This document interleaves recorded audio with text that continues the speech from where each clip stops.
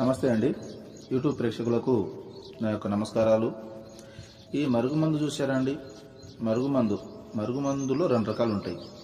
మనకు ఒకటి వచ్చేసి తినే తాగే దాంట్లో పెట్టేది, అంటే అది కడుపుకు పెట్టేదన్నమాట. అది మనం అన్నంలో, కూరలో, చికెన్లో, మటన్లో, జ్యూస్లో, స్వీట్లో, కూల్ డ్రింక్లో అది పెట్టచ్చు. అంటే తినే తాగే దాంట్లో పెట్టాలి, అది కడుపుకు పెట్టేది వస్తుంది. ఇక రెండోది మనకు బట్టలకు, చెప్పులకు, తలకు, వంటికి ఏదో ఒక భాగాన పూసే మరుగుమందు వస్తుంది అనమాట. అది లిక్విడ్ వస్తుంది, అది పవర్ఫుల్ లిక్విడ్ అనమాట. అది కొద్దిగా అంటించినా ఇక మనం చెప్పినట్టే వింటారు, మన చెప్పు చేతలో ఉంటారు. అంటే వాళ్ళకు మనం చెప్పింది ఏదమవుతుంది అనమాట. దీంతో పాటు వశీకరణ పూజ కూడా చేస్తానండి.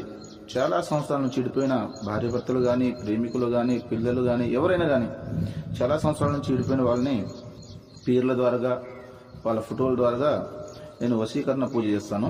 వశీకరణ పూజ చేసి వాళ్ళని దగ్గర చేస్తాను. నాకు చాలామంది చెప్పారు, గురుగారు వాళ్ళ కాడ వీళ్ళ కాడ